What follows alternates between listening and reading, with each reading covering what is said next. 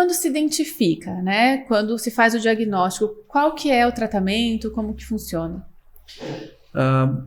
O diagnóstico de câncer de próstata, ele é feito através de uma biópsia, né, onde se retiram fragmentos da próstata e dentro desse mesmo rótulo, câncer de próstata, é como se nós tivéssemos várias doenças diferentes.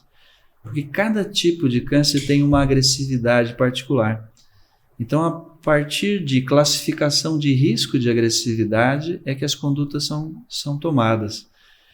Existe hoje, por exemplo, dependendo do perfil do paciente, do volume da doença que a gente encontra na biópsia e da baixa agressividade da célula encontrada, a possibilidade de não tratar.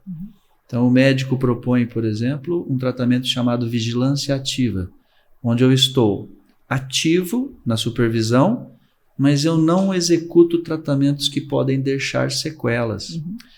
Então, o grande medo hoje da nossa área, como urologista, é ter a escolha correta, onde eu uso de tratamentos agressivos, como a prostatectomia radical, como a radioterapia, que são recursos que podem trazer problemas de saúde para sempre para o paciente, para o tumor certo.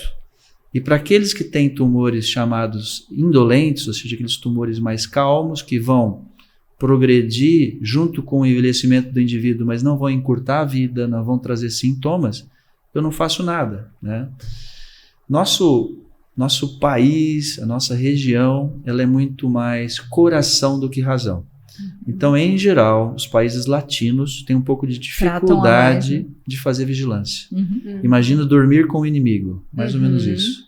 Países nórdicos, Estados Unidos da América, eles já têm muito mais razão do que coração. Aí o paciente aceita melhor conviver com a doença. Esse é um desafio que a gente tem. Então, a conduta depende do que tipo de inimigo eu estou encontrando. E isso afeta a sexualidade do homem?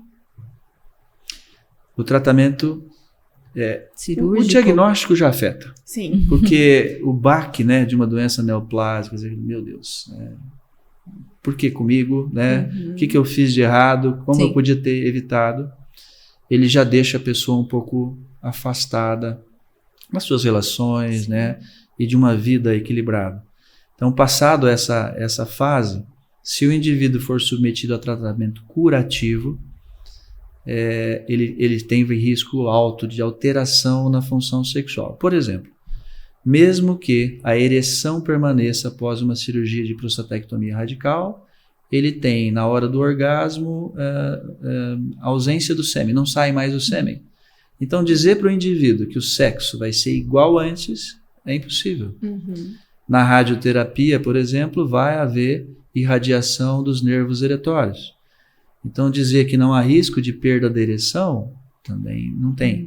Então, assim, é um tratamento que tem grandes possibilidades da função sexual ser mantida da melhor forma, mas provavelmente vai ser um pouco diferente. Então, o médico tem que passar essa segurança e justificar para o paciente. Falar, olha, você precisa passar por esse risco porque a doença é um risco maior. Tudo é uma negociação, né? Então, para as doenças menos agressivas, a gente tenta evitar esses tratamentos para não correr risco de alteração sexual. Sim. E no caso de havendo uma consequência da função sexual, você também trabalha essa psicoeducação de que o sexo não é só penetração, de que tem outras formas de ter prazer sexual, porque isso é muito importante. Eu acho que aí entra a terapia, homens, né? Para as mulheres também, para ela, porque a maioria delas também não sabem, né?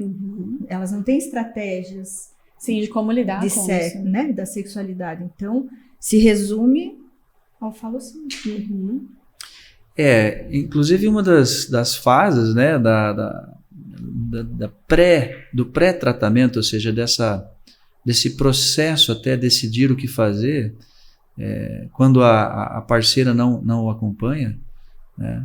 Ou parceiro, né? Pode ser, de forma com que a gente pede que venha, para que ele também escute, né? Para que ele participe dessas decisões, porque é muito comum às vezes, dependendo da idade do casal, porque se nós considerarmos a doença câncer de próstata é uma doença do envelhecimento, ocorre muito em indivíduos acima de 65, 70 anos, e que às vezes a parceira não quer mais ter relação.